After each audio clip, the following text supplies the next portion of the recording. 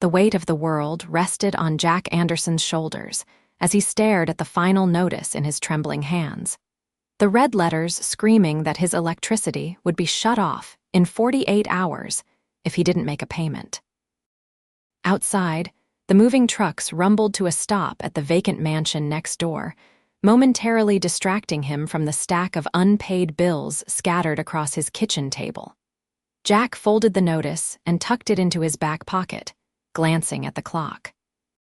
He had exactly 30 minutes to pick up his daughter, Emma, from school before heading to his evening shift at the hardware store. At 34, this wasn't where he'd imagined himself a widower for 3 years, struggling to keep his modest house in what had once been a middle-class neighborhood, now increasingly surrounded by renovated properties and new money. "Dad, I got in on my science project." 8-year-old Emma bounded toward him as he waited outside her elementary school, her strawberry blonde pigtails bouncing with each step, her backpack nearly as big as she was. Jack scooped her up, his worries temporarily forgotten. "That's my girl." I knew all those hours building that solar system would pay off. Mrs. Patterson said it was the best one she'd seen in years. Emma's smile revealed a newly missing tooth, and Jack felt that familiar ache in his chest, the one that came whenever Emma hit milestones her mother would never see. "Hey, guess what? We have new neighbors moving in next door," Jack said as he buckled her into the back seat of his aging Honda. "Into the big house, the one with the pool?" Emma's eyes widened. "That's the one. Do they have kids?" "I don't know yet, kiddo, but I'm sure we'll find out soon." After dropping Emma at Mrs. Jeller's for babysitting, Jack headed to his evening shift. 6 hours of stocking shelves and helping customers find the right screws and nails awaited him on top of the 8 hours he'd already put in at the construction site that morning. When he finally trudged home at 10:30 p.m., Jack was surprised to see lights still on at the mansion next door. He collected Emma, who had fallen asleep on Mrs. Jeller's couch, and carried her inside their modest 2-bedroom home. After tucking her in, he collapsed onto the porch swing, too exhausted to sleep, worrying about the electricity bill. A crash and a muffled curse from the direction of the neighboring property caught his attention. Hesitating only briefly, Jack walked across his lawn toward the sound. In the moonlight, he could make out a woman struggling with several large boxes that had toppled from a stack near the mansion's side entrance. "Need a hand," he called out, keeping his distance so as not to startle her. She whirled around, her silhouette elegant even in obvious frustration. "Oh. I didn't realize anyone was yes, actually. If you don't mind." As Jack approached, he got his first clear look at his new neighbor. She was around his age, maybe a few years younger, with dark hair pulled back in a messy bun. She wore simple jeans and a sweater that somehow looked more expensive than his entire wardrobe. "I'm Jack Anderson. My daughter and I live next door," he said, extending his hand after setting the fallen boxes upright. "Olivia Fairchild." Her handshake was firm, her voice warm but slightly reserved. "I just moved in. Obviously." "From the looks of it, you're moving in solo at midnight," Jack observed, lifting a box marked kitchen. "Bold strategy." A small smile cracked through her professional demeanor. "The movers left before finishing, and I have meetings all day tomorrow. I thought I could at least get the essentials inside." "Well, I've got 2 good arms and nowhere to be for the next." Jack glanced at his watch. 6 hours before my alarm goes off. I couldn't ask you to. You didn't." I offered. For nearly 2 hours, they worked together, carrying boxes from the driveway into the sprawling house. Jack couldn't help but notice the pristine marble foyer, the sweeping staircase, the kitchen that was bigger than his entire first floor. "So, what brings you to our little corner of suburbia?" Jack asked as they brought in the last box. Olivia hesitated. "A fresh start. I needed to get out of the city." "Well, it's a good neighborhood, quiet, safe for kids." "I don't have children," she said quickly. "Just you in this palace, then?" She smiled, but it didn't reach her eyes. "Just me." Jack couldn't imagine having all that space to himself. He and Emma were practically on top of each other in their small house, but he wouldn't have it any other way. Well, welcome to the neighborhood. If you need anything, we're the little blue house with the swing set. Thank you, Jack, truly. She walked him to the door. Most people wouldn't help a stranger at midnight. Most people haven't met your moving company. They should be reported for leaving a job half-finished. This time her smile seemed genuine. Good night, Jack. Night, neighbor. As Jack walked back to his house, he wondered what Olivia's story was. Everything about her screamed money and success, but there was something in her eyes, a wariness, a sadness perhaps that felt familiar. The next morning, as Jack scrambled to make Emma's lunch while simultaneously ironing her uniform and trying to fix the leaky faucet before leaving for work, a knock at the door surprised him. Emma raced to answer it. Dad, it's the new neighbor lady. Jack turned off the water under the sink and wiped his hands on his jeans as he walked to the door. There stood Olivia, looking far more polished than she had the night before, in a tailored blazer and pencil skirt, her dark hair falling in soft waves around her shoulders. Good morning, she said, then looked down at Emma with a genuine smile. And you must be Emma. I'm Olivia, your new neighbor. Do you have a pool? My dad says you have a pool. Emma, Jack warned gently. I do have a pool, Olivia confirmed. Maybe you can come swim sometime. Emma's eyes lit up. Really? Dad, can we? We'll see, Jack said, then to Olivia. What brings you by? She held up a thermos. Coffee, a thank you for last night. I remembered you mentioned an early alarm. Jack accepted the thermos, surprised by the thoughtful gesture. Thanks. That's very kind. It's the least I could do. You saved me hours of work. Emma looked between them. Dad, did you go to the new neighbor's house last night when I was sleeping? That's not fair, Jack laughed. I was helping Miss Fairchild with some boxes, Squirt. Please call me Olivia, she said, then checked her watch. I should go. I have a meeting in 30 minutes. On a Saturday, Jack couldn't help asking. Business doesn't take weekends off, unfortunately. She smiled at Emma again. It was lovely to meet you, Emma. I hope to see you both again soon. As Olivia walked down their cracked front path to her sleek black Audi, Emma tugged on Jack's shirt. Dad, she's pretty. Yes, she is, Jack agreed absently, then caught himself. Come on, kiddo. We need to finish getting ready, or you'll be late for your playdate with Maya. That evening, after dropping Emma at his in-laws for the night, a monthly tradition that gave Jack a break and Emma time with her grandparents, Jack found himself staring at the stack of bills again. The coffee thermos Olivia had brought sat empty on the counter. It was probably worth more than his entire coffee maker. His phone rang, jolting him from his calculations. It was his foreman from the construction site. Anderson, I hate to do this to you, but we lost the contract for the office building. Developer pulled out. Jack's stomach plummeted. What does that mean for us? It means we're shutting down that site. I can try to get you on another project, but it might be a couple weeks. After hanging up, Jack stared at the wall. 2 weeks without his day job meant relying solely on his hardware store wages, barely enough to cover rent, let alone the utilities, car payment, and Emma's after-school activities. He was still sitting at the kitchen table, head in his hands, when there was a knock at the door. Jack opened it to find Olivia on his porch, looking decidedly less polished than that morning, in jeans and a simple t-shirt.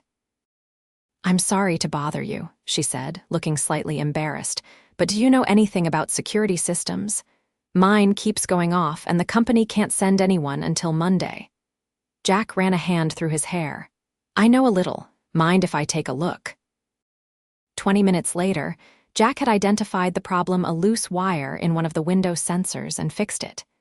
You're a lifesaver, Olivia said as they stood in her enormous kitchen. The alarm company wanted to charge me $200 for an emergency weekend visit. Jack waved it off. It was an easy fix. Still, you saved me from listening to that piercing alarm all weekend. She gestured to the refrigerator. Can I get you something to drink? I just opened a bottle of wine. Jack hesitated. It had been a long time since he'd had a social drink with anyone, let alone an attractive woman. Sure, why not? Emma's at her grandparents' tonight. As Olivia poured 2 glasses of wine in crystal stemware that probably cost more than his weekly grocery budget, Jack noticed the kitchen was still mostly in boxes. "Haven't had time to unpack?" he asked, accepting the glass. Olivia looked around as if seeing the chaos for the first time. "I've been working, and honestly, I'm not even sure where to start." "Well, I've got 2 free hands and nothing but time tonight," Jack said before he could stop himself. Olivia studied him for a moment. "Don't you have better things to do on a Saturday night than help your neighbor unpack?" Jack thought about the bills waiting at home, the job he'd just lost, the empty evening ahead. Not particularly. For the next 3 hours, they unpacked the kitchen together. Jack mounted a spice rack, assembled a stand mixer, and arranged cookware while Olivia organized cabinets and stocked her pantry. They worked surprisingly well together, moving around each other with ease, talking about everything and nothing. "So, what do you do?" Jack finally asked as they sat at her massive kitchen island, finishing the wine. Besides having mysterious Saturday meetings, Olivia took a sip before answering. "I run a tech company. We develop software for healthcare systems." Impressive. "It keeps me busy." She traced the rim of her glass. "What about you? Construction by day, hardware store by night." Jack kept his tone light, not mentioning the fact that half that equation had just disappeared. "Single dad all the time." "Emma seems wonderful." "She is." Jack's expression softened. "She's the best part of my life." "And her mother?" Olivia asked carefully. Jack swallowed hard.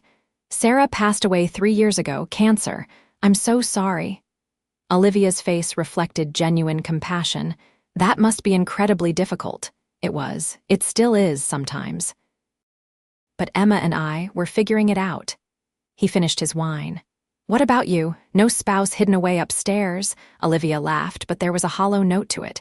"No, divorced, 2 years ago." "Recently enough to still sting, old enough to have moved on," Jack guessed. Something like that. She hesitated. It was not an amicable split. Jack sensed there was more to the story but didn't push. "Well, their loss is our neighborhood's gain." Olivia smiled, and for a moment they just looked at each other. Jack felt something he hadn't felt in years, a spark, a connection. It both exhilarated and terrified him. "I should probably head home," he said, standing up. "It's getting late." "Of course." Olivia walked him to the door. "Thank you for helping me. Again, that's what neighbors are for."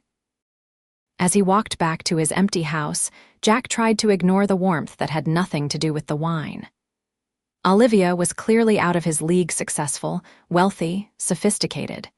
And he had a daughter to think about, bills to pay, a job to replace. Romance was the last thing he needed to complicate his already complicated life.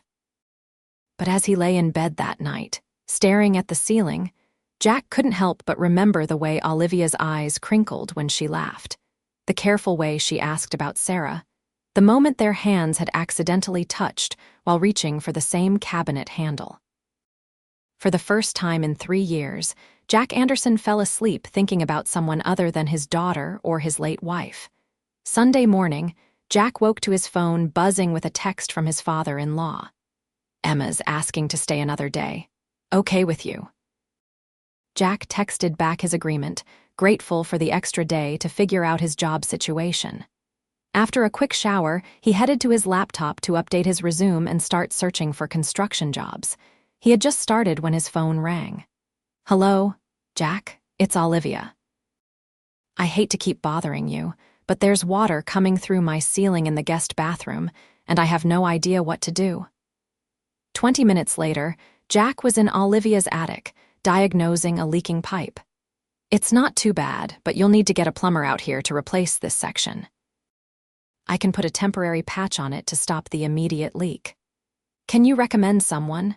Mike Holloway's reliable and fair. I can text you his number." When Jack climbed back down from the attic, Olivia was waiting with a cup of coffee. "You're making a habit of rescuing me." "All part of the neighborhood welcome package," Jack joked, accepting the coffee. "Though I'm starting to wonder if that mansion of yours is falling apart. It did sit empty for almost a year," Olivia admitted. I probably should have had a more thorough inspection. Why'd you buy such a big place anyway, if you don't mind my asking? Olivia leaned against the bathroom doorframe. I didn't want to stay in the house I shared with my ex-husband, but I didn't want to downsize either. It felt too much like admitting defeat. Jack nodded, understanding the sentiment. After Sarah died, well-meaning friends had suggested he sell their house and move to an apartment, something easier to manage. But the house held memories of Sarah, and it was Emma's home. He couldn't bring himself to leave. Plus, Olivia continued, I work from home half the time. I needed space for an office. And the other 12 bedrooms, Jack teased. It's only 6, thank you very much, she smiled. And I don't know, maybe I thought I'd fill them someday. There was something wistful in her tone that made Jack wonder what dreams Olivia had left behind with her marriage. Well, I've temporarily solved your water problem, but you should still call Mike today. I will, thank you. Olivia hesitated. Would you like to stay for breakfast? I make a decent omelet. Jack was about to accept when his phone buzzed. It was a text from the hardware store manager. Need you to cover Jen's shift today. 11/7. Sorry for late notice, he sighed. Rain check, I just got called into work. Of course.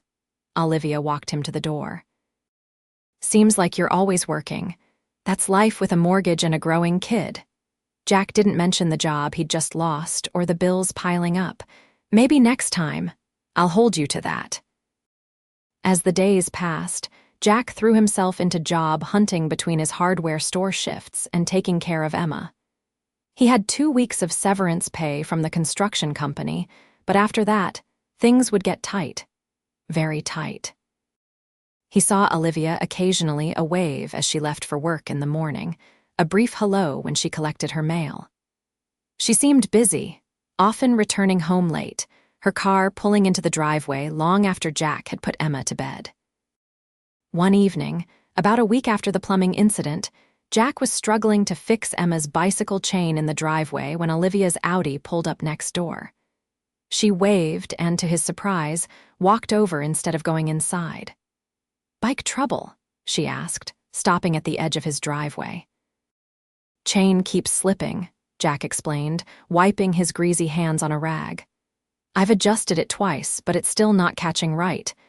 Emma, who had been waiting impatiently on the porch steps, bounded over. Hi, Miss Olivia, did you know my dad can fix anything? Except my bike, I guess. Jack gave his daughter a playful, stern look. Thanks for the vote of confidence, kiddo, Olivia laughed. I believe it. Your dad has rescued me from several household disasters already. Really? Emma looked impressed. Like what? Well, he fixed my security system, helped me unpack my kitchen, and stopped a water leak in my ceiling. Dad's the best, Emma declared proudly, and Jack felt his heart swell. I was actually coming over to invite you both to dinner, Olivia said, as a thank you for all your help. And I finally unpacked my grill. I thought we could have a barbecue by the pool. Emma's eyes widened. Can we, Dad? Please? Jack hesitated. He'd been avoiding spending more time with Olivia, telling himself it was because he needed to focus on finding a job, on taking care of Emma. But the truth was, he was attracted to her, and that scared him. It had been so long since he'd felt that way about anyone, but looking at Emma's excited face, he couldn't say no. Sure, when were you thinking? Tomorrow, around 6. We'll be there, Jack promised, and Emma let out a cheer. After Olivia returned to her house, Jack went back to working on the bicycle, his mind elsewhere. Tomorrow would just be a neighborly dinner, he told himself. Nothing more. The next day, Jack picked Emma up from school and helped her with her homework before they both got ready for dinner at Olivia's. Emma changed her outfit 3 times, finally settling on her favorite sundress. Do I look pretty, Dad? She asked, twirling in front of him. The prettiest, Jack assured her, feeling a pang at how much she looked like Sarah in that moment. Ready to go, they walked next door, Emma skipping ahead, chattering about how excited she was to see the pool. Jack carried a small bouquet of flowers he'd picked up at the grocery store, nothing fancy, but he didn't want to arrive empty-handed. Olivia answered the door in a flowing summer dress, her hair loose around her shoulders. "Welcome. Come in, come in." She accepted the flowers with a warm smile. "These are lovely, thank you." "Can I see the pool?" Emma asked immediately, making both adults laugh. "Emma manners," Jack reminded her. "Sorry, may I please see the pool, Miss Olivia?" "Of course. It's right through the back doors." Olivia led them through the house, which looked much more settled than the last time Jack had been inside. Pictures hung on walls, furniture was arranged, and the kitchen was fully functioning. The backyard was even more impressive than the house. A large patio with comfortable seating surrounded an infinity pool that seemed to merge with the horizon. A top-of-the-line grill stood on one side, already heating up. "Wow," Emma breathed, staring at the pool. "It's like a hotel." Olivia smiled. "Do you swim, Emma? I'm on the swim team at school." "I didn't know you had such fancy digs out here," Jack commented, taking in the expansive yard. "It's one of the reasons I bought the place," Olivia admitted. "I grew up in an apartment in the city. I always dreamed of having a big backyard." Jack watched as Olivia knelt down to Emma's level, asking her about swim team and school. There was a natural ease to the way she interacted with his daughter, nothing forced or condescending. It made something in his chest tighten. "Can I help with dinner?" he asked when Olivia stood up. "Actually, yes. I'm not the most experienced griller. I could use some guidance." For the next hour, they worked side by side at the grill, Jack showing Olivia how to tell when the steaks were perfectly done, while Emma explored the yard, fascinated by everything from the pool to the small garden at the far end. "So, any luck with the job hunt?" Olivia asked quietly while Emma was out of earshot. Jack looked at her in surprise. "How did you know? You mentioned losing the construction contract when we talked last week." "Right." Jack flipped a steak, avoiding her eyes. "Nothing solid yet. I've got some leads, but construction slows down this time of year." "I'm sorry, that must be stressful." Jack shrugged, not wanting to get into the details of just how stressful it was. The late-night calculations, the decisions about which bill to pay and which to let slide, the worry that kept him up at night. "We'll manage. We always do." Dinner was served on the patio table, and Jack was surprised to find himself relaxing as they ate. Conversation flowed easily, largely thanks to Emma, who had approximately 1 million questions for Olivia about everything from her favorite color to whether she knew how to code. "My teacher says girls should learn to code because there aren't enough women in tech," Emma explained as she carefully cut her steak. "Your teacher is right," Olivia said. "I actually run a tech company." Emma's fork paused midway to her mouth. "Really? That's so cool. Do you make video games?" "No, we make software that helps doctors and nurses take care of patients." "Oh," Emma considered this. "That's important, I guess, but video games would be cooler." Jack and Olivia both laughed. "Maybe someday," Olivia said, "but right now I'm focused on healthcare." As the sun began to set, casting a golden glow over the yard, Jack found himself watching Olivia. She seemed more relaxed than he'd seen her before, laughing at Emma's stories, her eyes bright. She was beautiful, yes, but it was more than that. There was a depth to her, a complexity that intrigued him. After dinner, Olivia brought out a board game and they played until Emma's eyelids began to droop. "We should head home," Jack said, noticing his daughter's yawns. "It's past someone's bedtime." "But Dad," Emma protested weakly, "I'm winning." "We can play again sometime," Olivia promised. "You're welcome anytime." As they walked back home, Emma holding Jack's hand, she looked up at him. "I like Miss Olivia, she's nice." "She is nice," Jack agreed, "and she's pretty." "Yes, she is." Emma was quiet for a moment. "Do you think Mom would like her?" The question caught Jack off guard. "I think she would," he said carefully. "Your mom liked people who were kind and smart, and Miss Olivia is both of those things." Emma nodded, satisfied. "Good. Because I think we should be friends with her." "Friends, huh?" Jack smiled down at his daughter. "Yep. She seems lonely in that big house all by herself." Out of the mouths of babes, Jack thought. Emma had picked up on something he'd sensed as well. For all her success and wealth, Olivia seemed to be missing something in her life. After putting Emma to bed, Jack sat on the porch swing, thinking about the evening. It had been nice, being part of a dinner that he hadn't had to cook himself, enjoying adult conversation that wasn't about hardware or construction. And watching Olivia with Emma had warmed something inside him that had been cold for a long time. His phone buzzed with a text.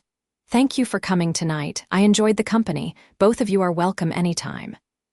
Olivia Jack smiled as he typed his reply. "We had a great time. Emma hasn't stopped talking about your pool. Fair warning, you may have created a monster." The response came quickly. "I wouldn't mind. It's nice having life in this big house." Jack stared at the message, reading between the lines. Emma was right. Olivia was lonely, just like him. The next morning, Jack was surprised to find Olivia at his door just as he was about to leave for a job interview. "I'm sorry to drop by unannounced," she said, looking slightly nervous. "I was hoping to catch you before you left. Everything okay? No household emergencies?" Jack asked, adjusting his tie. He dug out his one good suit for the interview, and he felt stiff and uncomfortable in it. "No, everything's fine. I actually wanted to talk to you about something." Olivia glanced at his attire. "But you're clearly on your way somewhere important." "Job interview," Jack explained, "for a project manager position at a construction company across town." "That's wonderful," Olivia smiled genuinely. "I won't keep you then. We can talk later. You sure? I've got a few minutes." Olivia hesitated, then seemed to make up her mind. "Actually, it can wait. Good luck with your interview. You look very handsome, by the way." Before Jack could respond, she was walking back down his front path. He watched her go, confused by the brief interaction and oddly pleased by her compliment. The interview went well, but the salary they were offering was significantly less than what he'd been making. Jack knew he couldn't afford to be picky, but he also knew the numbers wouldn't add up to cover all his expenses. When he got home, he found a package on his porch with a note. A little something for Emma. "Olivia, inside was a beginner's coding kit designed for kids." Jack smiled, remembering Emma's questions about Olivia's work. It was a thoughtful gift and probably not an inexpensive one. Later that evening, after Emma had excitedly opened the gift and spent an hour trying out the simple coding exercises, Jack walked next door. Olivia answered on the second knock, looking surprised to see him. "Jack, hi. Thanks for the gift for Emma. She loves it." "I'm glad." "I hope it wasn't overstepping." "Not at all. It was thoughtful." Jack shifted on his feet. "You wanted to talk about something this morning?" "Oh, right." Olivia opened the door wider. "Would you like to come in?" Jack followed her into the living room, which was elegantly furnished but felt comfortable rather than formal. They sat across from each other, Olivia perched on the edge of the sofa, Jack in an armchair. "How was your interview?" she asked. "Good, not great." Jack ran a hand through his hair. "The pay's not what I was hoping for." Olivia nodded sympathetically. "I actually wanted to talk to you about something related to work. My company is looking to expand our offices. We're outgrowing our current space downtown. I remembered you mentioned you work in construction, and I thought maybe you might know of good contractors for the renovation." Jack blinked, surprised by the topic. "I know several reliable companies, depending on what you're looking for." "Well, specifically, we need someone to oversee the project. A manager who understands both construction and what a tech company needs in terms of infrastructure." Jack leaned forward. Are you offering me a job?" Olivia looked slightly embarrassed. "I'm not just offering because you're my neighbor. I've done my research. You have an excellent reputation in the industry. Your last company spoke very highly of your work ethic and attention to detail. You checked my references? I make it a point to know who I'm doing business with." She met his gaze directly. "The position pays well, and it could be long-term if the initial project goes well. My company is growing, and we're constantly updating or adding spaces." Jack sat back, processing the offer. It seemed too good to be true, a well-paying job that would solve his financial problems, offered by his beautiful neighbor who he was already struggling not to think about too often. I appreciate the offer, Olivia. I really do. But I have to ask, is this charity? Because I don't need, it's not charity, she interrupted firmly. It's business. I need someone good and you need a job. It's mutually beneficial. Jack studied her face, looking for signs that she was just trying to help him out of pity, but all he saw was sincere professionalism. Can I think about it? Of course. Olivia stood up. Take all the time you need. The offer stands. As Jack walked back home, he felt conflicted. The job sounded perfect, better pay, regular hours that would mean more time with Emma, and work that he was qualified for. But taking a job from Olivia would change their relationship. He'd be her employee, not just her neighbor. And what about the attraction he felt? Was that professional? That night, as he tucked Emma into bed, she asked about Olivia's gift. Was it expensive, Dad? I don't know, sweetie. Why do you ask? Emma shrugged. Maya says Miss Olivia must be rich because her house is so big, and rich people only give presents when they want something. Jack frowned. That's not true. Miss Olivia gave you that gift because she knew you'd like it. She was being kind. I know, Emma yawned. I told Maya that not all rich people are mean. Miss Olivia is nice, and she looks at you the way Aunt Jenny looks at Uncle Dave. Jack nearly choked. What? But Emma's eyes were already closing. Night, Daddy. Jack sat on the edge of her bed long after she fell asleep, thinking about what she'd said. Did Olivia look at him that way? And even if she did, what could come of it? Their lives were so different. The next morning, Jack called the company that had interviewed him and declined their offer. Then he called Olivia. I'd like to accept the position, he told her, but I want to make sure everything is above board. Proper contract, market rate salary, no special treatment because we're neighbors. I wouldn't have it any other way, Olivia assured him. Can you come to my office tomorrow to meet the team and sign the paperwork? Jack agreed, and as he hung up, he felt a weight lift from his shoulders. The financial pressure that had been crushing him for weeks eased. He could pay his bills, keep Emma in her activities, maybe even start saving again. But a new worry took its place: how to keep his growing feelings for Olivia in check now that they would be working together. Olivia sat in her downtown office, staring at the contract her assistant had just placed on her desk. Jack would be arriving in an hour to sign it and officially join her company as the project manager for their expansion. She'd spent the morning reviewing the terms one last time, making sure everything was fair and professional. The last thing she wanted was for Jack to think she was giving him special treatment. But the truth was, she had been thinking about Jack Anderson far more than was appropriate for a potential employee or even a neighbor. Something about him had caught her attention from that first night when he'd helped her with the boxes. It wasn't just his obvious good looks or the way he so capably fixed everything she managed to break in her new house. It was his quiet strength, the gentle way he spoke to Emma, the dignity with which he faced his struggles. Olivia had done her research before offering him the job. His former employers spoke highly of him, describing him as hardworking, honest, and skilled. He had the experience needed for the position. The fact that hiring him would also help him out of a difficult financial situation was a bonus, not the primary motivation. At least that's what she told herself.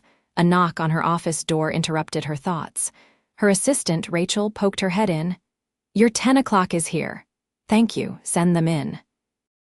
For the next hour, Olivia forced herself to focus on the meeting with her development team, discussing the latest updates to their healthcare software.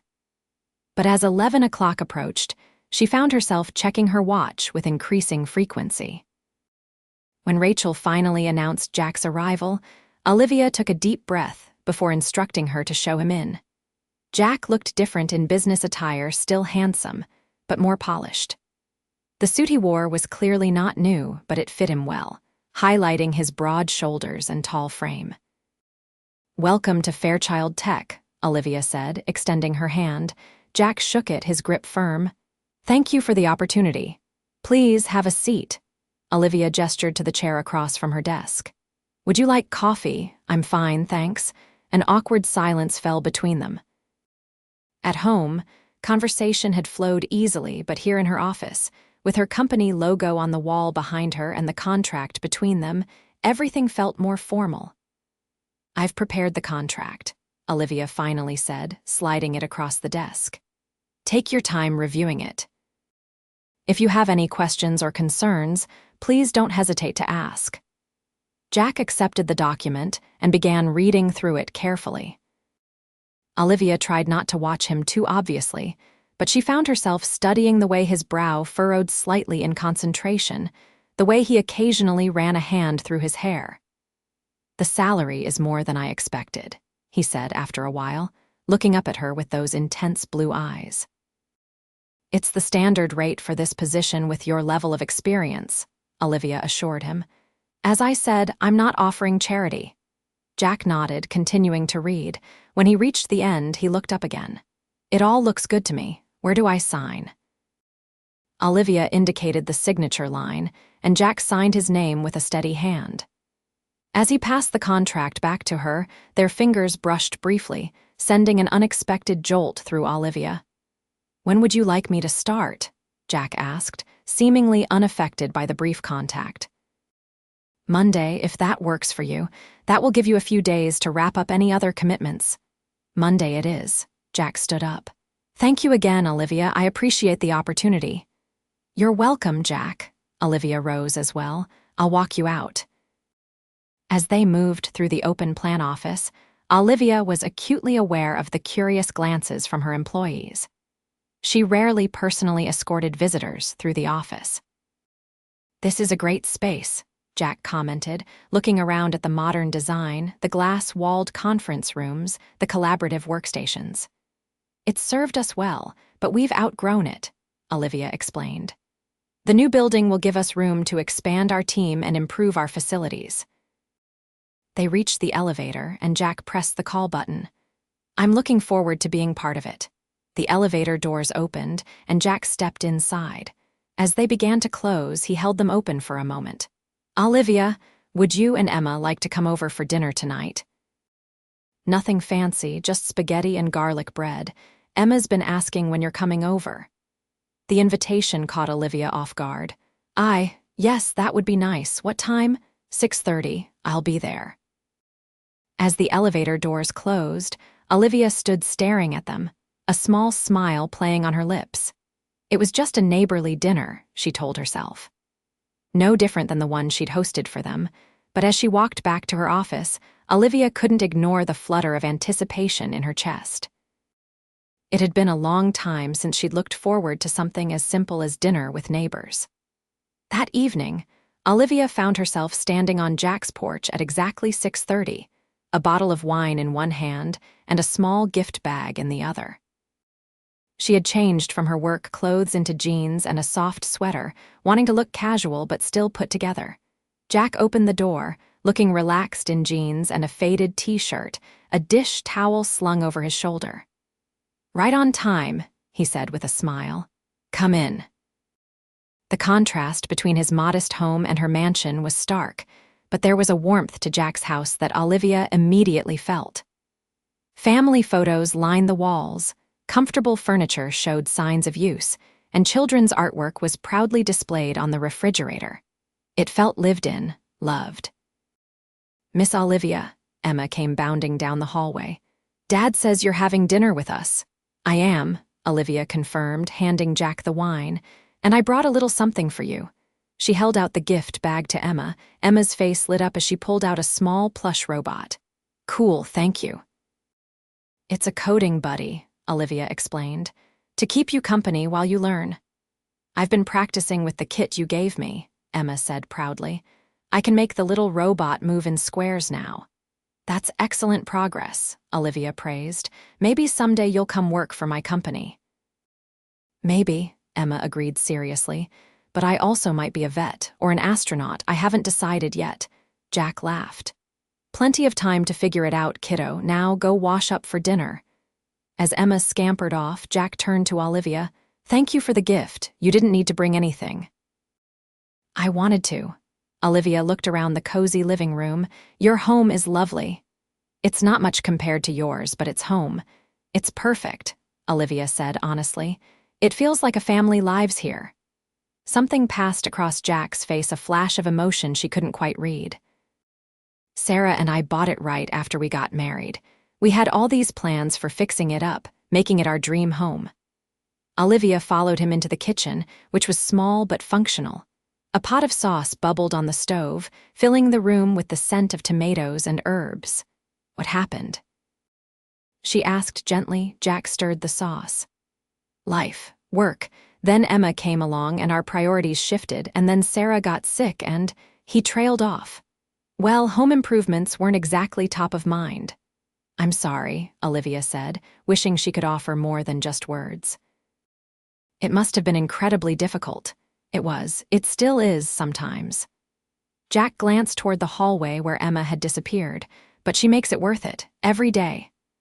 Olivia watched as he moved around the kitchen, draining pasta, slicing garlic bread. There was a quiet competence to everything he did, a result of years of managing on his own. Can I help? She offered. You can pour the wine, Jack suggested. Glasses are in the cabinet to your left. Olivia found 2 mismatched wine glasses and filled them. Not exactly crystal, she teased, handing one to Jack. They hold wine. That's all that matters, he replied with a grin. Emma returned, and Jack served the simple meal at the small kitchen table. The spaghetti was nothing fancy, just pasta with a homemade sauce and plenty of parmesan, but it was delicious. Or maybe it was the company that made it taste so good. Olivia thought as she watched Emma regale them with stories from school, Jack occasionally interjecting with gentle teasing that made his daughter giggle. After dinner, Emma insisted on showing Olivia her room, proudly pointing out her book collection and the solar system mobile hanging from the ceiling. Dad and I made it for my science project, she explained. We got an A. It's very impressive, Olivia said, noting the careful construction, the accurately scaled planets. It must have taken hours of work. When they returned to the living room, Jack was clearing away the dinner dishes. Emma, it's bath time, he reminded her. But miss. Olivia just got here, Emma protested. And she'll still be here when you're done, Jack assured her. Go on, squirt. Once Emma had reluctantly headed to the bathroom, Jack turned to Olivia. Sorry about that. Bedtime routine waits for no one. Don't apologize.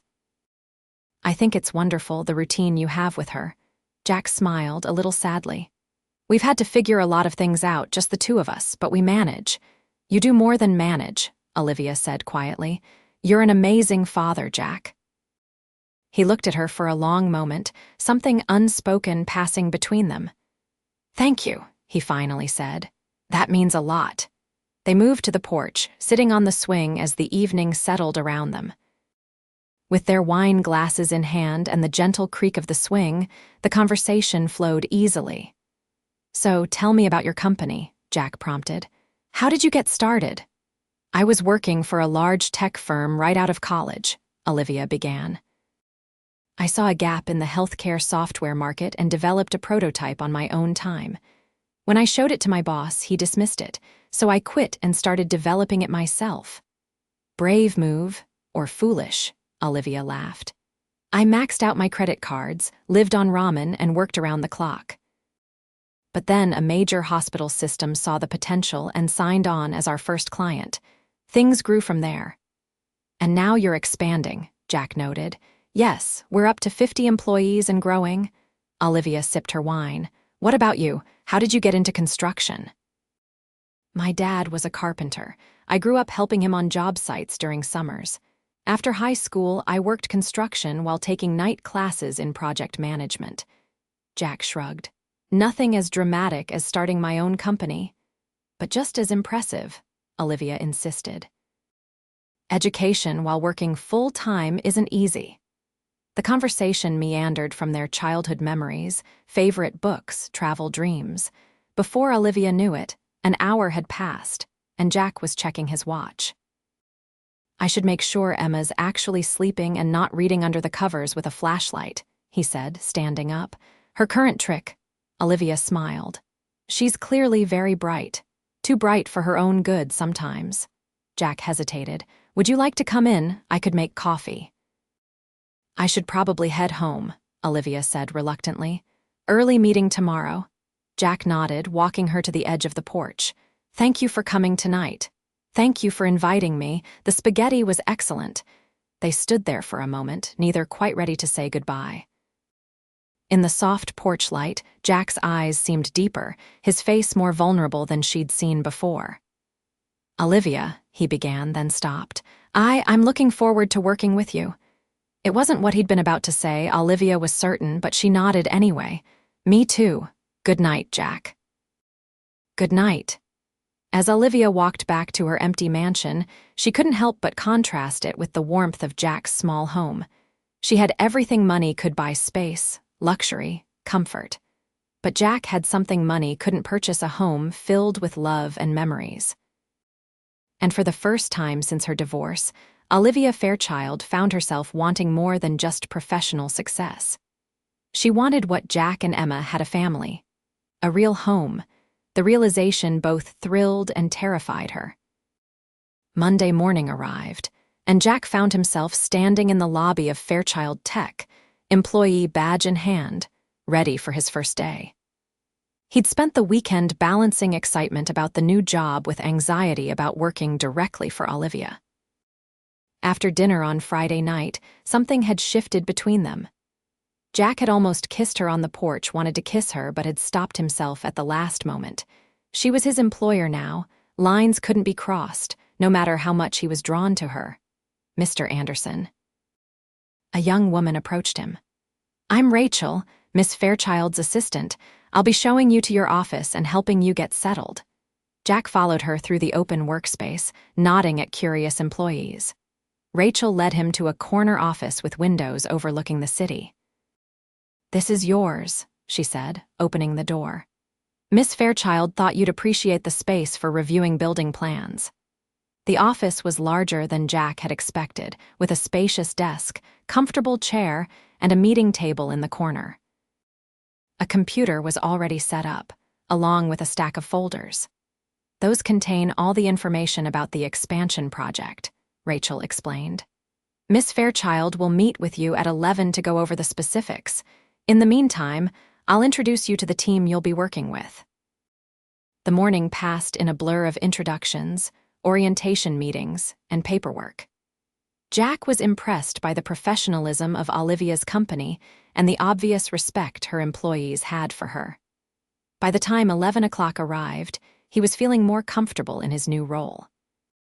Rachel escorted him to Olivia's office, knocking once before opening the door. Mr. Anderson is here. Olivia looked up from her desk, and Jack was struck by how different she seemed in this environment, poised, commanding, every inch the successful CEO. Thank you, Rachel. Please come in, Jack. As the door closed behind him, Jack felt a moment of awkwardness. Should he call her Olivia or Miss Fairchild here? How's your first morning going? She asked, solving the problem for him by keeping things casual. Good. Everyone's been very welcoming. I'm glad to hear it. Olivia gestured to the chair across from her desk. Please, sit down. We have a lot to cover. For the next hour, they discussed the expansion project in detail: the timeline, budget, specific requirements for the tech company's new space. Jack took notes, asked questions, and offered suggestions based on his experience. It was entirely professional, with no hint of the personal connection that had been developing between them. Until the end of the meeting, when Olivia closed her folder and looked at him directly. Jack, I want to be clear about something. At work, our relationship is strictly professional. I've informed the executive team that we're neighbors to avoid any appearance of impropriety, but that's the extent of what they know. Jack nodded. I understand. I appreciate your discretion. That said, she continued, I value our friendship outside of work. I don't want this job to change that. Neither do I, Jack admitted. Emma would be devastated.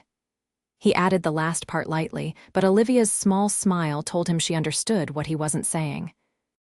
Speaking of Emma, how is she adjusting to your new schedule? So far, so good. Having regular hours means I can pick her up from school most days, which she loves. And the salary means I can afford a more reliable babysitter for when I can't. Olivia nodded. If you ever need flexibility for Emma, just let me know. We're very family-friendly here. I appreciate that. Jack hesitated.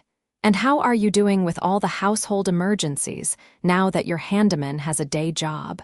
Olivia laughed. I've managed to avoid creating any new disasters. Though I did call that plumber you recommended. He fixed the leak properly. Good. Well, if anything else comes up. Jack trailed off, realizing he was veering into personal territory again. I know where to find you, Olivia finished for him, both professionally and as a neighbor. As Jack left her office, he felt more optimistic than he had in months. The job was perfect challenging, but within his skill set, well-paying, and with regular hours that would mean more time with Emma. And if working with Olivia meant keeping a professional distance during business hours, that was a small price to pay. The weeks that followed fell into a comfortable rhythm. Jack threw himself into the expansion project, working with architects, contractors, and Olivia's team to design the perfect space for Fairchild Tech's growing needs. His days were busy but fulfilling, and for the first time in years, he wasn't constantly worried about making ends meet. At home, the difference was even more noticeable. He was able to be more present with Emma, helping with homework, attending her swim meets, even tackling some of the home repairs he'd been putting off. He saw Olivia at work almost daily, always in a professional capacity meetings, project updates, site visits. And occasionally, they would see each other as neighbors.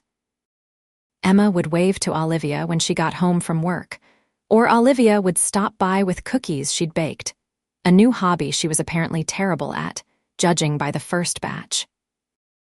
They were careful, maintaining appropriate boundaries at work while allowing their friendship to continue developing outside of it. But Jack couldn't deny the growing attraction he felt toward Olivia, or the way his heart raced when she smiled at him across a conference table or over their shared fence. One Saturday afternoon, about a month after Jack had started his new job, he was in the front yard with Emma, planting fall flowers in the beds that had been neglected for too long. Dad, look, Emma pointed as Olivia's car pulled into her driveway. Miss Olivia's home. Before Jack could stop her, Emma was racing across the lawn, dirt-stained hands and all, to greet their neighbor. Miss Olivia, we're planting flowers. Do you want to help? Olivia, dressed casually in jeans and a light sweater, smiled at Emma's enthusiasm. Hello, Emma. Those flowers look beautiful. Jack approached more slowly, wiping his hands on his jeans. Sorry about the ambush. Emma's excited about gardening today. No need to apologize, Olivia assured him, then turned back to Emma.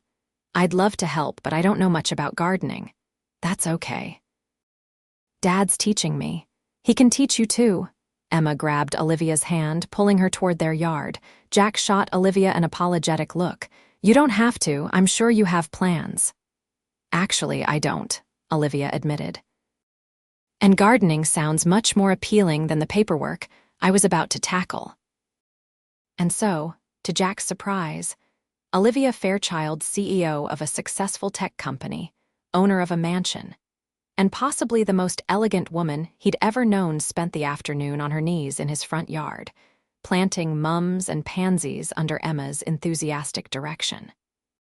You're pressing too hard, Emma instructed, watching Olivia pat soil around a purple mum. You have to be gentle, like tucking in a baby. Like this.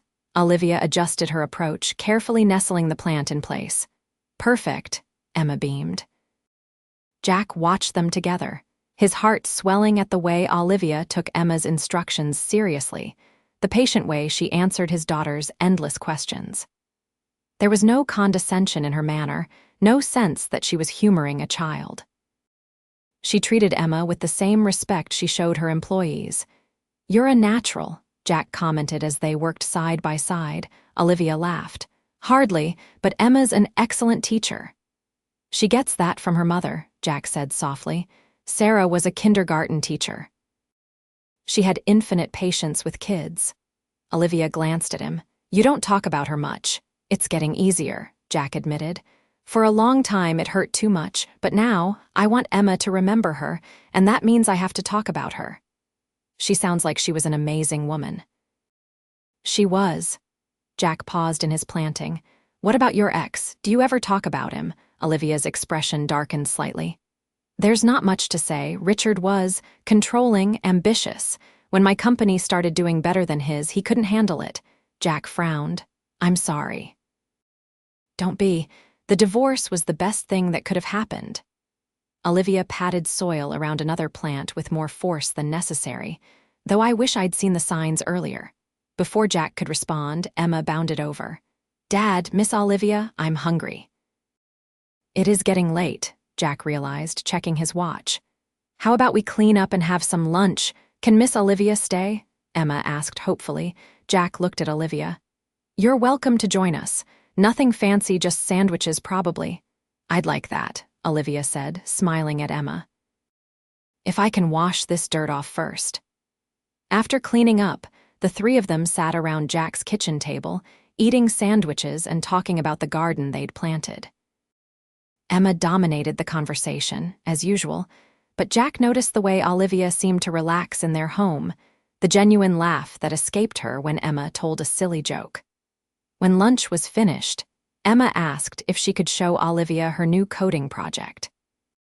Jack watched as they sat together on the living room floor, Emma explaining her creation with serious concentration while Olivia listened attentively. In that moment, Jack could almost imagine this was normal, that Olivia was a regular part of their lives, not just a neighbor or his boss, but something more. The thought both thrilled and terrified him. As Emma grew more absorbed in her project, Olivia moved to sit beside Jack on the couch. She's remarkable, Olivia said quietly, watching Emma work. You're doing an incredible job with her, Jack. I'm trying, he replied. Some days are harder than others. All parents say that, I think, even the ones who have partners to help them. Jack glanced at her. Did you and Richard want children? Olivia was quiet for a moment. I did. He said he did, but kept finding reasons to wait. After we divorced, I realized he'd never really wanted them at all. It was just something he said to keep me happy. I'm sorry, Jack said, and meant it. He couldn't imagine life without Emma, for all its challenges. It's for the best, Olivia said, but there was a wistfulness in her voice that belied her words. The way things ended with Richard, it wouldn't have been a good environment for a child. Jack wanted to ask more, to understand what had happened in her marriage, but he sensed it wasn't the time. Instead, he said, It's never too late, you know, for kids. Olivia smiled faintly. Maybe, but it would take the right situation, the right person. Their eyes met, and for a moment, something passed between them, an understanding, a possibility. Then Emma called out, Miss Olivia? Come see what I did. The moment broke, and Olivia went to admire Emma's work, leaving Jack with his thoughts. Later, as he walked Olivia to the door, Emma having run upstairs to get something she wanted to show their neighbor, Jack found himself reluctant to say goodbye. Thank you for today, he said. Emma loved having you here. I enjoyed it too, Olivia replied. More than I expected to, honestly. It's been a long time since I spent a Saturday doing something so normal. Gardening and sandwiches, that's about as normal as it gets. Exactly. Olivia met his eyes.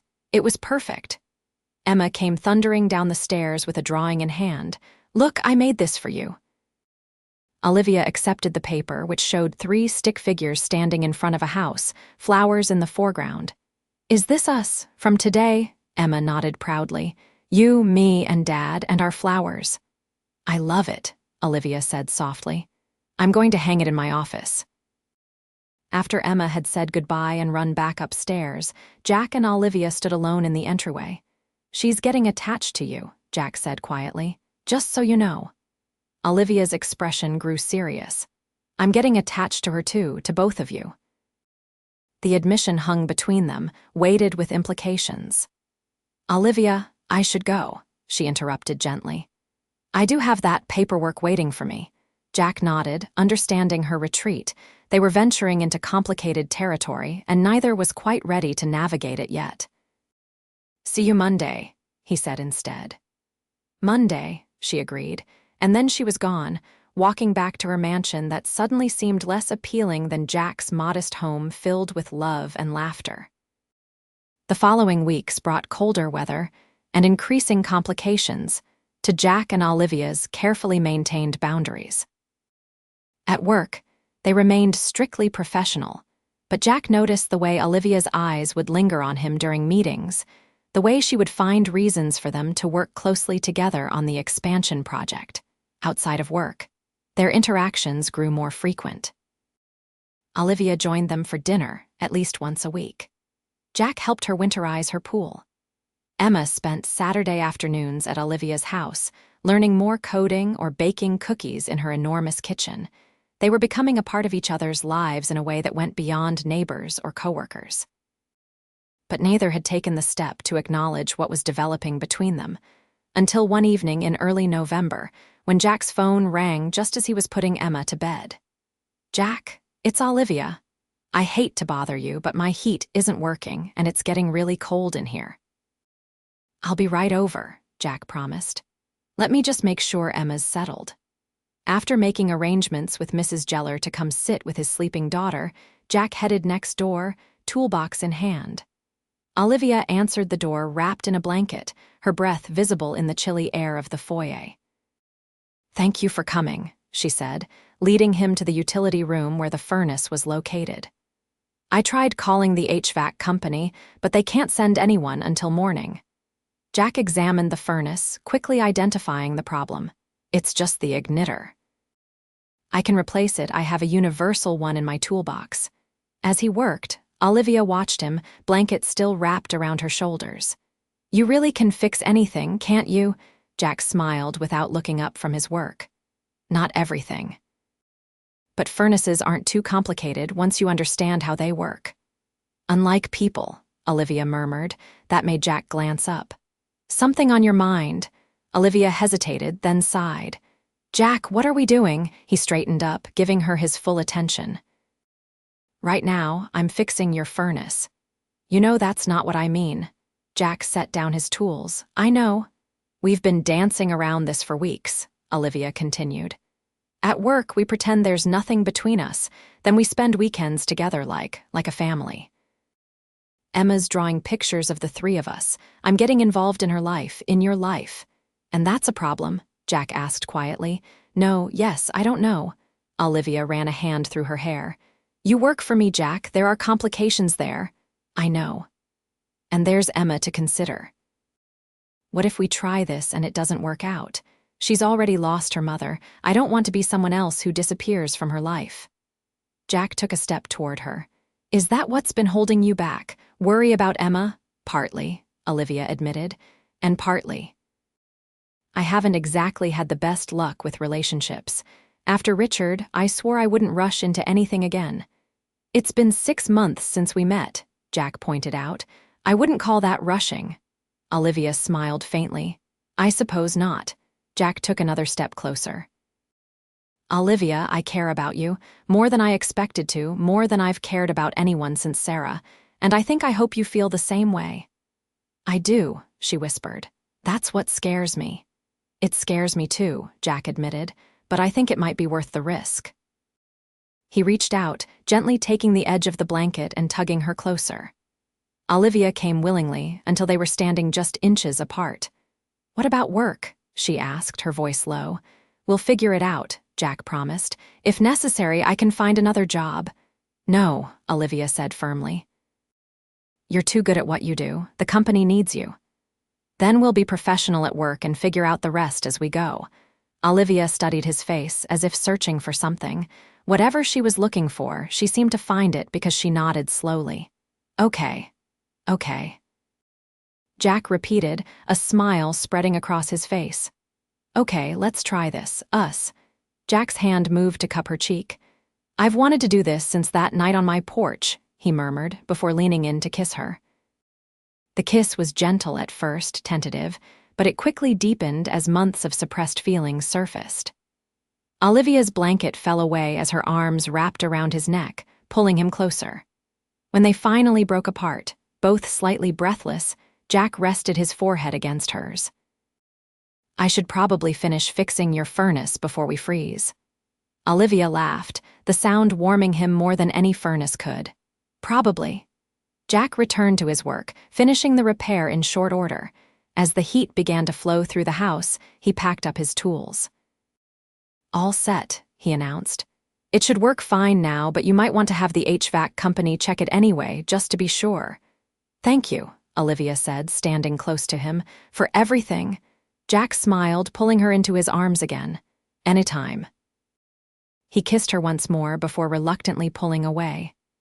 I should get back. Mrs. Geller is with Emma. Olivia nodded. Of course, will you tell Emma about us? Jack considered this. Not yet. Let's take it slow, see where this goes. I want to be sure before we involve her more than she already is. I agree, Olivia said. That's best for her. As Jack walked home, the cold November air couldn't diminish the warmth he felt inside. After 3 years of focusing solely on survival and raising Emma, he was finally allowing himself to feel something more: hope, possibility, the chance at love again. He just hoped they could navigate the complications that lay ahead. The following Monday, Jack arrived at the office with a sense of nervous anticipation. He and Olivia had agreed to keep their personal relationships separate from work, but he wasn't sure how easy that would be in practice. He needn't have worried. When they encountered each other in the hallway, Olivia greeted him with the same professional courtesy she always had. In their project meeting, she was focused and efficient, with no hint that anything had changed between them. It was only when their eyes met across the conference table that Jack caught a glimpse of warmth, a small private smile that was for him alone. It was enough. After work, he texted her, "You're very good at this professional thing." Her reply came quickly, "Years of practice." "You're not so bad yourself. Dinner Thursday?" And so they established a new pattern. At work, they were Miss Fairchild and Mr. Anderson, CEO and project manager, nothing more. Outside of work, they were Jack and Olivia, cautiously exploring their growing feelings for each other. They were careful around Emma, maintaining the friendship she was used to seeing, not wanting to confuse her until they were sure of their path forward. But as November turned to December, Jack found himself increasingly certain about his feelings for Olivia. It wasn't just attraction, though that was certainly part of it. It was the way she listened to Emma's stories with genuine interest. The way she challenged him intellectually, pushing him to think differently about projects at work. The way she was slowly opening up about her past, sharing pieces of herself she kept hidden from others. One evening, as they sat on her couch after Emma had gone to bed, with Mrs. Geller watching over her, Olivia told him more about her marriage to Richard. He was charming at first, she explained, her fingers intertwined with Jack's. Ambitious, successful, everything I thought I wanted, but when my company started to take off, things changed. He became resentful, controlling. He'd criticize me constantly, make me doubt myself. Jack's hand tightened around hers. I'm sorry you went through that. The worst part was, I didn't even realize what was happening at first. I thought it was my fault somehow, that if I just worked harder or was a better wife, things would improve. Olivia's voice grew quieter. It wasn't until he tried to take control of my company that I finally saw him for who he really was. What happened? Jack asked gently. He tried to convince the board that I was mentally unstable, unable to lead the company. Olivia's expression hardened at the memory. He almost succeeded. If I hadn't recorded some of his threats, I might have lost everything I'd built. Jack wrapped an arm around her, pulling her close. He sounds like a real piece of work. He is, Olivia corrected herself. He still tries to interfere occasionally, though he has less power now. The divorce agreement included a restraining order. Jack absorbed this information, understanding better now why Olivia had been so cautious, why trust didn't come easily to her. Thank you for telling me, he said simply. Olivia looked up at him. I wanted you to know. To understand why I might be difficult sometimes, why this is scary for me. It's scary for me too, Jack admitted. After Sarah died, I didn't think I'd ever feel this way about anyone again. I didn't want to. It felt like a betrayal somehow. And now I think Sarah would want me to be happy, to give Emma a complete family again if I could. Jack brushed a strand of hair from Olivia's face. And you make us happy, Olivia. Their relationship deepened as the holidays approached. Jack helped Olivia decorate her mansion for Christmas, a task she'd never bothered with before. Olivia joined Jack and Emma for their tradition of driving around to look at Christmas lights, bringing hot chocolate in a thermos and singing carols along with the radio. They still hadn't told Emma about the change in their relationship, but Jack suspected his perceptive daughter had noticed something. She'd started including Olivia in her bedtime prayers and had begun asking when Olivia was coming over next with increasing frequency. The expansion project was progressing well, with the new office space taking shape under Jack's careful management. Working together had only strengthened Jack and Olivia's relationship. As they discovered, they made an excellent professional team as well as a personal one. 1 week before Christmas, Jack was working late at the office, finalizing details for the contractor meeting the next day. Most of the staff had already left, but he knew Olivia was still in her office, catching up on emails. A knock on his door made him look up. Olivia stood there, smiling. "Still working, just finishing up," Jack replied. "You, done for the day." She stepped into his office, closing the door behind her. "I was thinking we could grab dinner before heading home." "I'd like that," Jack said, saving his work and shutting down his computer. "Any place in particular?" "Actually," Olivia said, a hint of nervousness in her voice, "I was thinking we might need to talk about Christmas, and Emma." Jack leaned back in his chair. "I've been thinking the same thing. She keeps asking if you're coming over for Christmas morning." "Am I?" Olivia asked softly. "I'd like you to," Jack admitted. "But I think that means we need to talk to Emma about us." Olivia nodded. "I agree. If I'm going to be part of your Christmas traditions, she deserves to know what's happening between us." Jack stood up, moving around his desk to take her hands in his. "Are you ready for that? It's a big step." "I am," Olivia said with certainty. "I love Emma, Jack, and I love you." It was the first time either of them had said those words, and they hung in the air between them, momentous and true. Jack's heart swelled. "I love you too," he said, pulling her into his arms and kissing her deeply. When they broke apart, Olivia was smiling, eyes shining with emotion. "So we'll talk to Emma tomorrow," Jack agreed. "After dinner." The next evening, Jack prepared Emma's favorite meal, spaghetti and meatballs, while Olivia sat at the kitchen counter, a bundle of nerves. "What if she's upset?" Olivia asked, watching Jack stir the sauce. "What if she doesn't want me to be part of your lives that way?" Jack turned to face her. "Emma adores you. You've seen how she is with you." "Yes, but that's as a neighbor, a friend. What am I going to be to her exactly? My girlfriend for now," Jack said simply. "We'll figure out the rest as we go." Emma burst into the kitchen at that moment, back from her playdate at Maya's house. "Miss Olivia, you're here?" "I am," Olivia confirmed, smiling as Emma gave her a hug. "Your dad invited me for dinner." "Spaghetti night is the best night," Emma declared. "Dad makes the meatballs from scratch." "I know," Olivia said, sharing a smile with Jack. "I'm looking forward to it." Dinner was filled with Emma's chatter about her day at school, the Christmas pageant rehearsals, and the present she'd made for her grandmother. Jack and Olivia exchanged glances throughout the meal, both nervous about the conversation to come. Finally, as they finished dessert ice cream with chocolate sauce, Jack cleared his throat. "Emma, there's something Olivia and I would like to talk to you about." Emma looked between them curiously. "What is it?" Jack reached across the table, taking Olivia's hand in his. "Olivia and I have become very good friends over the past few months," Emma nodded. "I know, you help each other all the time." "Yes, we do," Jack agreed. "But recently our friendship has changed a little bit. It's become more special." Emma's brow furrowed. "What do you mean?" Olivia stepped in.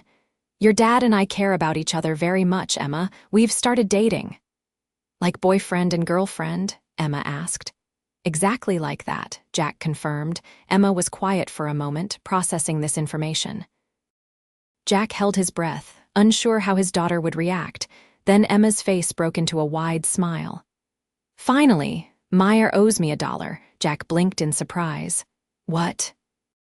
Maya said you were just friends, but I told her you were going to be boyfriend and girlfriend because you look at each other the way people do in the movies.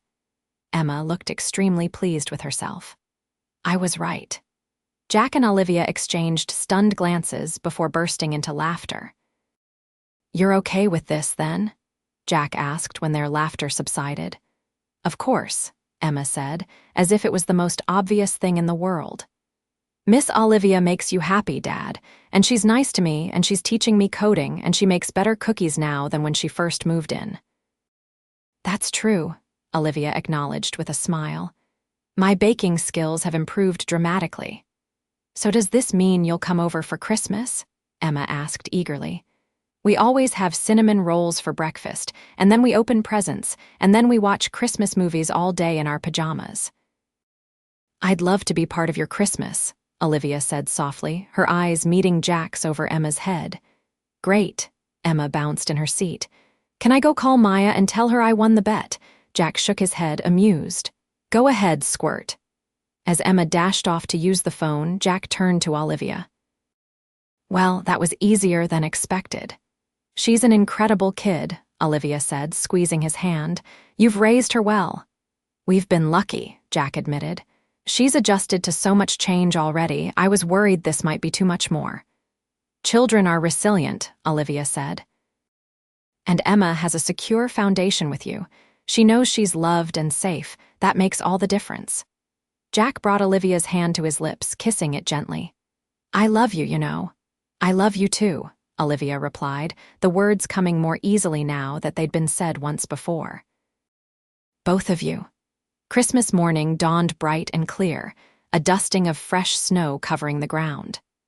Olivia woke early in her own bed. They were taking things slowly, especially with Emma to consider and prepared for the day.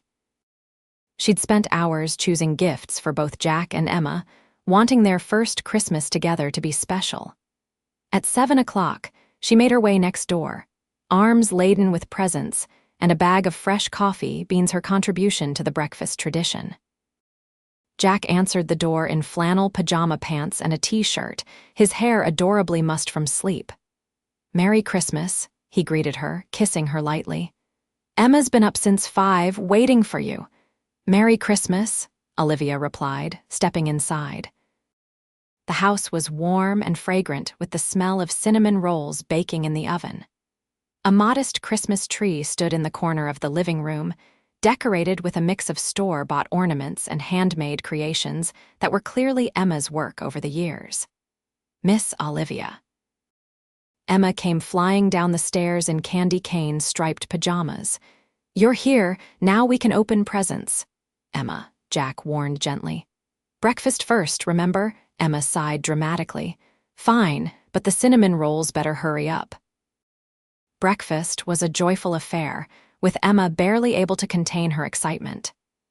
As soon as the last bite was eaten, she was pulling them into the living room, eager to begin opening gifts. Jack had established a tradition of taking turns opening presents, to make the experience last longer and to teach Emma patience. Olivia watched as Emma opened her gifts with unbridled enthusiasm: books, art supplies, a new sweater from her grandparents, and finally, the tablet Olivia had bought her for her coding. A real tablet? Emma gasped, eyes wide. For me, for your coding projects, Olivia explained. It has some special software installed that will help you create more advanced programs. Emma launched herself at Olivia, hugging her tightly. Thank you, thank you, thank you.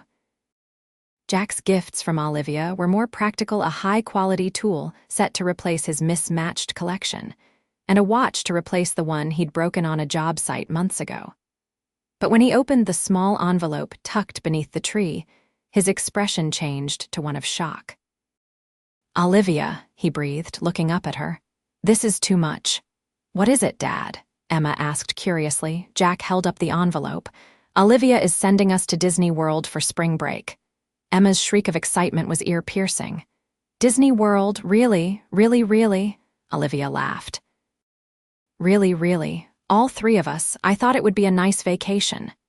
It's incredible, Jack said, still looking stunned. But you shouldn't have. I wanted to, Olivia interrupted gently. You both deserve it. Jack's gift to Olivia was equally thoughtful, though less extravagant, a beautiful handcrafted jewelry box he'd made himself, with her initials inlaid in the top. Jack, it's beautiful, she whispered, running her fingers over the smooth wood. You made this. Dad makes stuff all the time, Emma informed her proudly. He made my bookshelf and the table in the kitchen. Olivia looked at Jack with new appreciation. It's perfect, thank you. The rest of Christmas Day unfolded exactly as Emma had described. They stayed in their pajamas, watched Christmas movies, and ate leftovers from the massive dinner Jack had prepared the day before. It was simple, cozy, and perfect. As evening fell and Emma dozed on the couch, exhausted from the excitement, Jack and Olivia sat close together, his arm around her shoulders. Thank you for today, he said softly, for making it special for Emma, for being here with us. Thank you for including me, Olivia replied.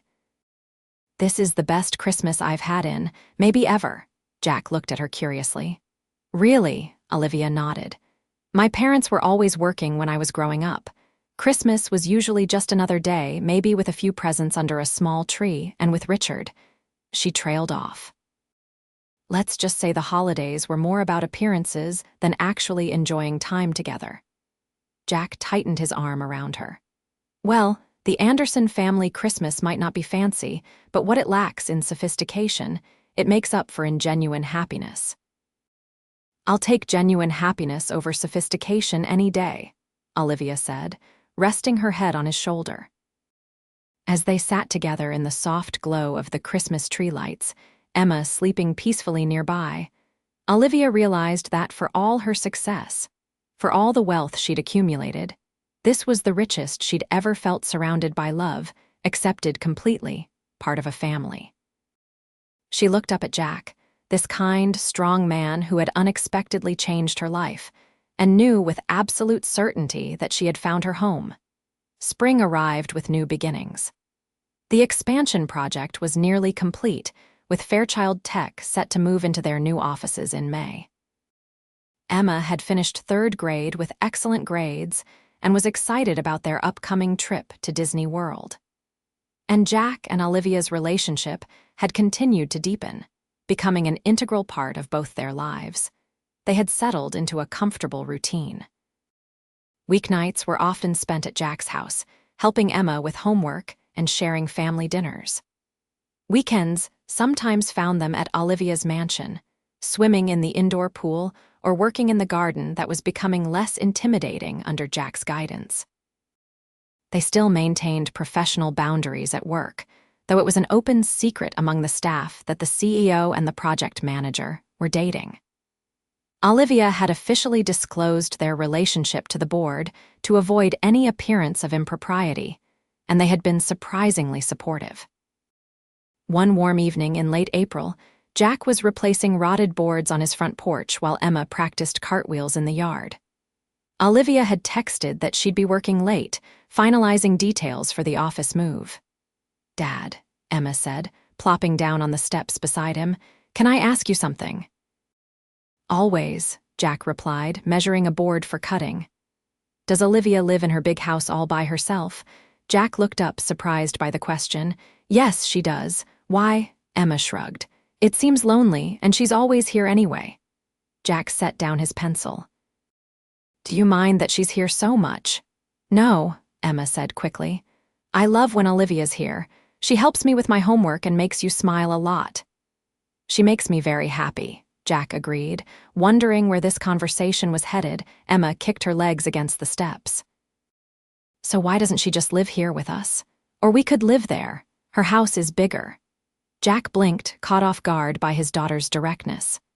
Well, sweetie, people usually live together when they're married, or at least planning to get married.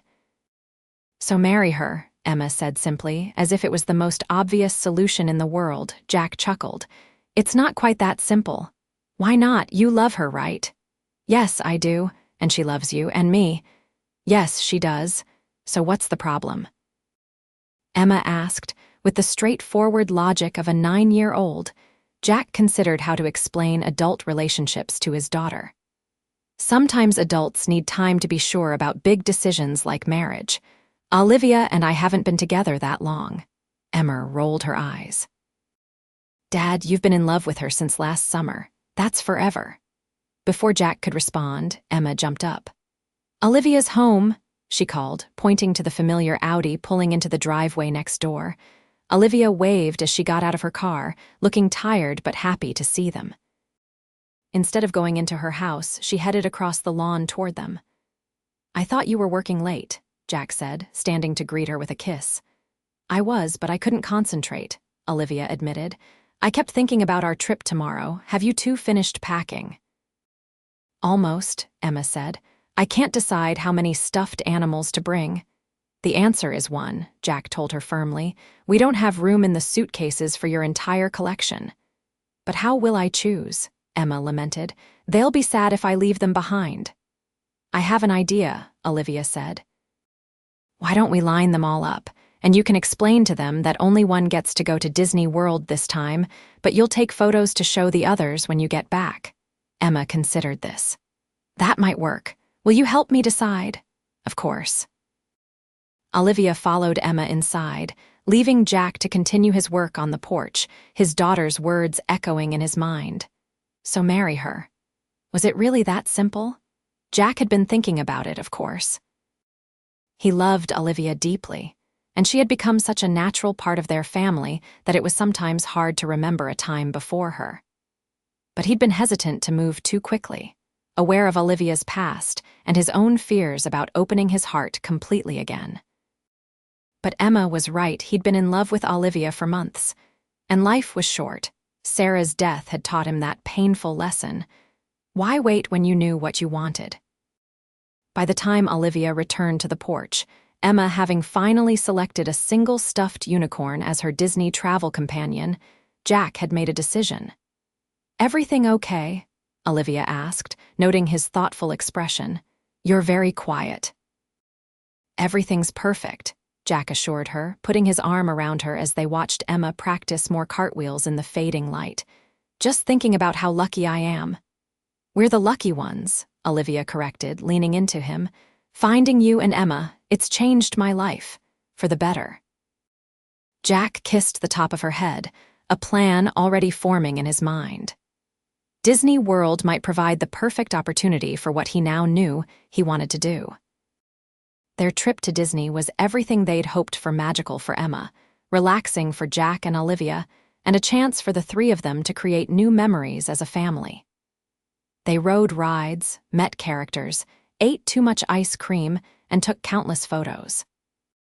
On their last night, they had dinner reservations at a fancy restaurant in the Magic Kingdom.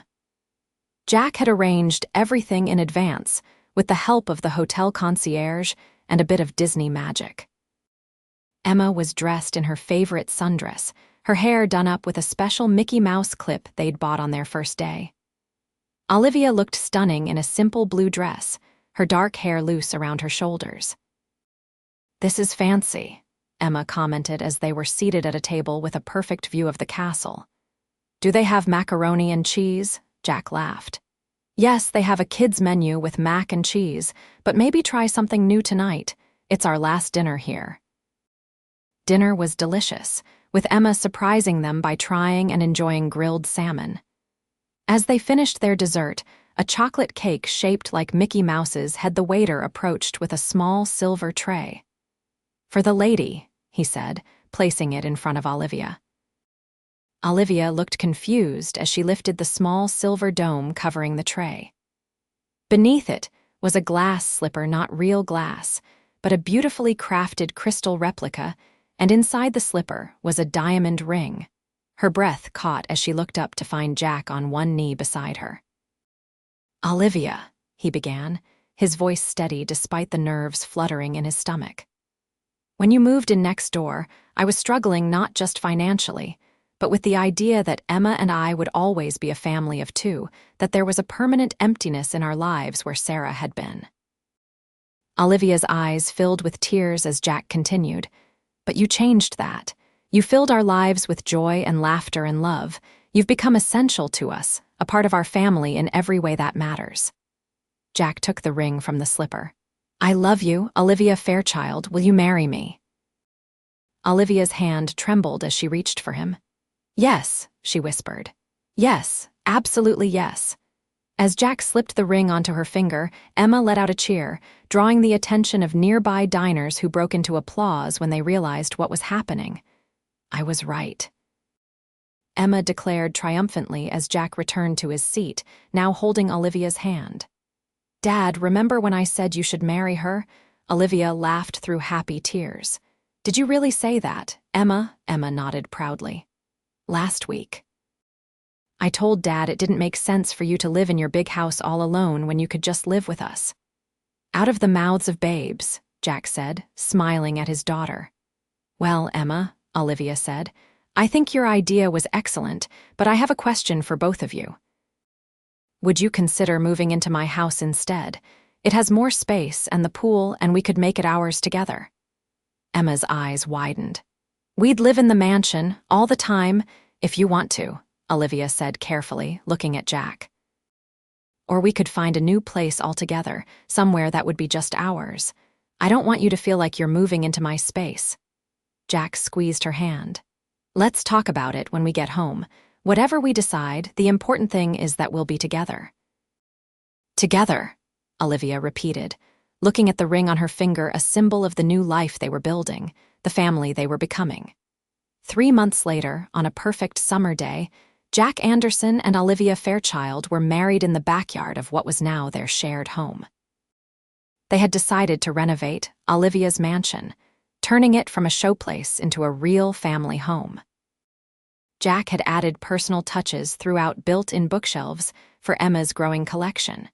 A cozy window seat in the master bedroom, a workshop in the garage where he could continue his woodworking projects. The wedding was small and intimate, with only close friends and family in attendance. Emma served as their flower girl, beaming with pride as she walked down the makeshift aisle ahead of Olivia. As they exchanged vows under an arbor Jack had built for the occasion, surrounded by the garden they'd planted together, Jack couldn't help but marvel at how much his life had changed in just over a year.